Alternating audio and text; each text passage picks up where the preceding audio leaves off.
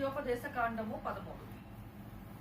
ప్రవక్తయ్య గాని కలలు కనువాడే గాని నీ మధ్య లేచి నీ ఎదుట సూచక క్రియనైనను మహత్కార్యమైనను చేసి నీవు ఎరుగని ఇతర దేవతలను అనుసరించి పూజితుతము రమ్మని చెప్పినడలా అతడు నీతో చెప్పిన సూచక క్రియ గాని మహత్కార్యమునే గాని సంభవించినను ఆ ప్రవక్త మాటలను కలలు కను వాని మాటలను వినకూడదు. ఏలైనగా మీరు మీ దేవుడైన యెహోవాను మీ పూర్ణ హృదయంతోనూ మీ పూర్ణాత్మతోనూ ప్రేమించుచున్నాడో లేదో తెలుసుకొనుటకు మీ దేవుడైన యెహోవా మిమ్మును పరీక్షించుచున్నాడు.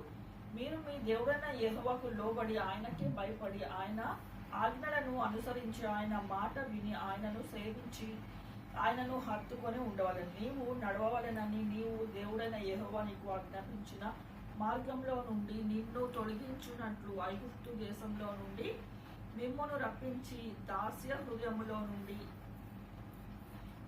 గృహంలో నుండి మిమ్మల్ని నడిపించిన మీ దేవుడైన యెహోవా మీకు తిరుగుబాటు చేయుటకు మిమ్మల్ని ప్రేరేపించను కనుక ఆ ప్రవక్తకేమి ఆ కలలు కనువానికేమి మరణశిక్ష విధింపవలెను. అట్లు నీ మధ్య నుండి ఆ చెడుతనమును పరిహరింపవలెను.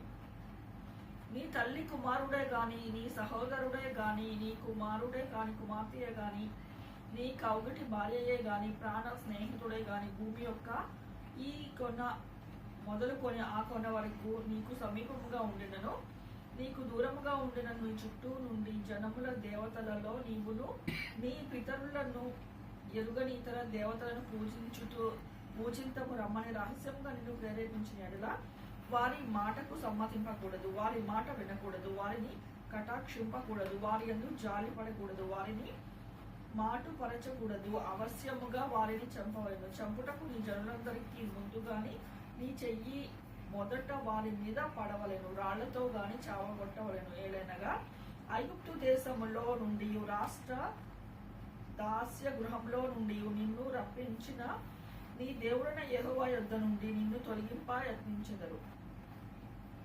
అప్పుడు ఇశ్రాయేలు అందరూ విని భయపడదురు కనుక నీ మధ్య అట్టి దుష్కార్యమేమియు ఇకను చేయకుందురు. నీవు నివసించుటకు నీ దేవుడైన యెహోవా నీకిచ్చుచున్న నీ పురములలో ఏదో ఒక దాని యందు పనికి మారిన కొందరు మనుష్యులు నీ మధ్య లేచి మీరు ఎరుగని ఇతర దేవతలను పూజింతురు రండని తమ పురనివాసులను ప్రేరేపించిరని నీవు వినినడలా నీవు ఆ సంగతిని శోధించి పరీక్షించి బాగుగా విచారింపవలెను. అది నిజమైనడలా అనగా అట్టి హేయమైనది నీ మధ్య జరిగినడలా ఆ పుర నివాసులను అవశ్యముగా కత్తివాత సంహరించి దానిలోనున్న సమస్తమును దాని పశువులను కత్తివాత నిర్మూలము చేయవలెను.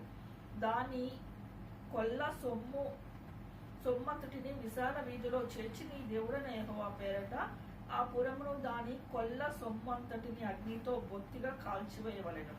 అది తిరిగి కట్టబడక ఎల్లప్పుడూ పాడు దిబ్బయ్యై ఉండును. నేడు నేను నీకు ఆజ్ఞాపించిన ఆయన ఆజ్ఞలన్నింటినీ గైకొనుచు నీ దేవుడైన యెహోవా దృష్టికి యథార్థమైన దాన్ని చేయించు. నీ దేవుడైన యెహోవా మాట విడినప్పుడు యెహోవా తన కోపాగ్ని నుండి మళ్ళుకొని నీ యందు కనికరపడి నిన్ను కరుణించి నీ పితరులతో ప్రమాణము చేసిన రీతిని నిన్ను విస్తరింపచేయనట్లు నిర్మూలము చేయవలసిన దానిలో కొంచెమైనను నీ యొద్ద ఉంచుకొనకూడదు.